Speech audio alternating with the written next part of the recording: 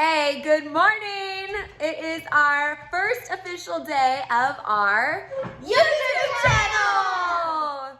So this is gonna be the first video. We have no idea what we're doing, but we love watching other farms videos, right? And so we wanna share ours and our experience. So we are Wild Style Farms, and this is starting our morning. Come along for the ride. Come along for the tour and ride and mishaps and adventures.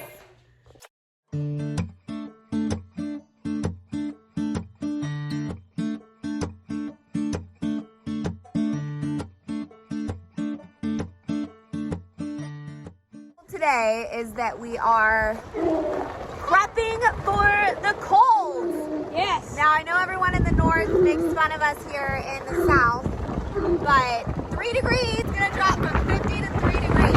So huge drop. We're gonna prep for that today, get our waterers. That's very hard on the animals. Yeah, it's super hard on the animals, good point.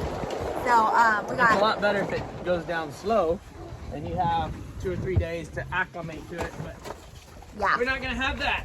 We don't have that luxury in the south. We drop fast. And then, you know, next week it might be 60 degrees. That's how it works here. But so the goal today is prepping for that. So we got to do our animal shelters, waterers, just make sure all of our systems are working and everyone's ready to freeze.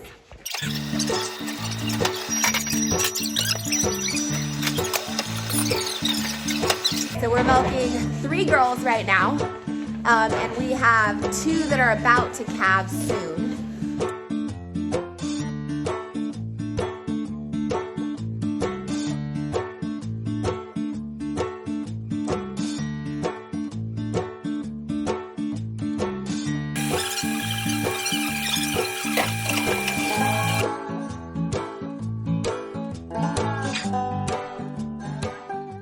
Okay, so we got the milking done. And now Justin is sneaking a halter onto this distracted cow because we are pulling 2 girls out to halter and milk train.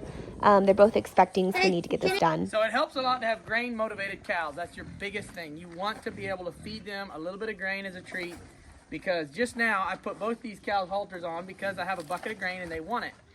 And I put my halter in the bucket and made them reach through the halter to get the grain.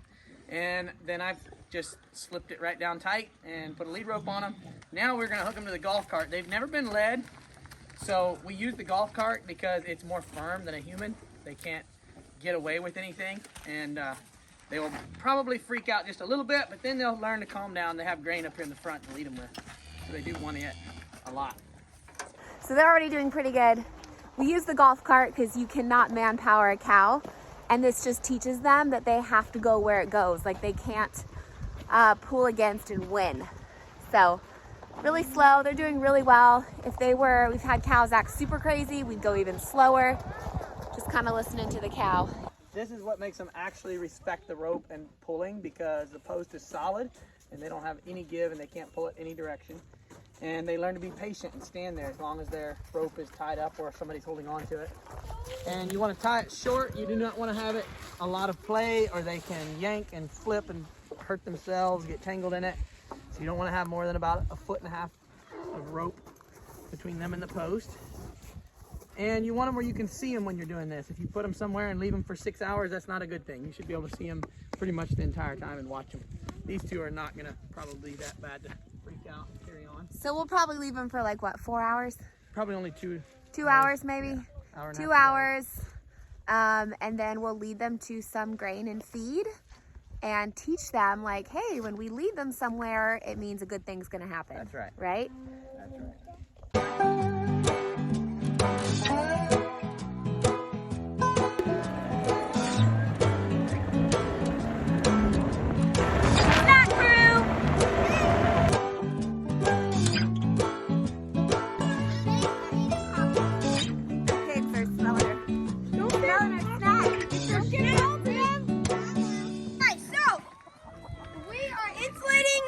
Chicken trailer.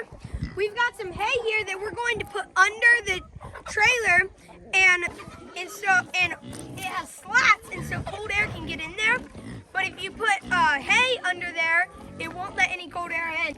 The chickens actually slow down production because of shortness of days. So your winter, right now, we just had our shortest day of the year.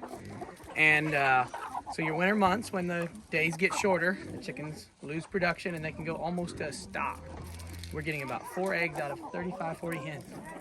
So we're putting a light in that will come on and off, and it'll be on for a couple hours in the dark, and it'll create a longer day for them. So they're inside the chicken tractor, they can eat and they can lay eggs and do things even after dark. Awesome. We're extending the day.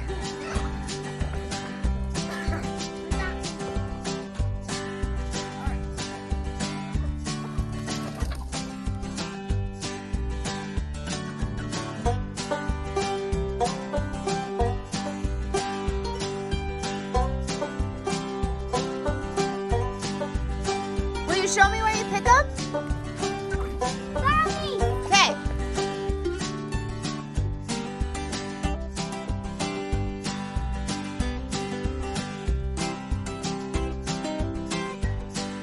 Goal for us is to feed our animals off of our land. So planting these turnips, seeding them into the pastures was a way to do that. So we picked them by the 5-gallon buckets for the pigs.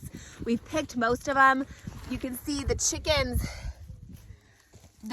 just are able to get them from the ground.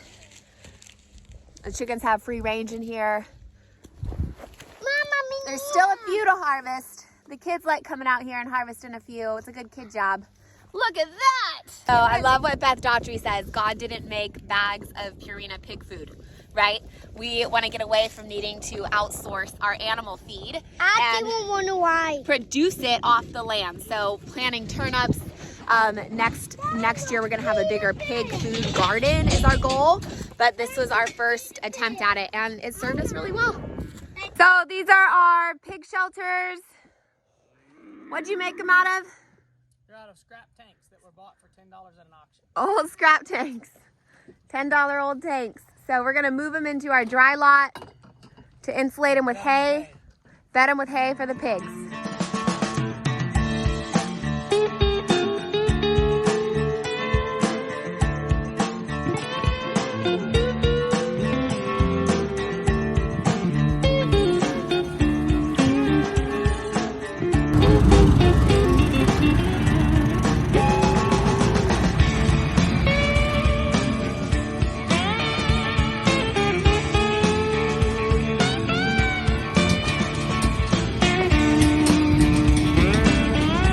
What we call redneck or homesteading ingenuity.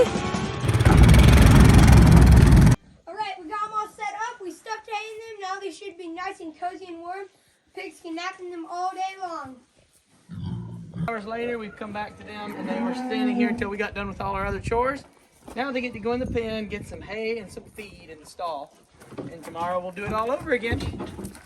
I got it.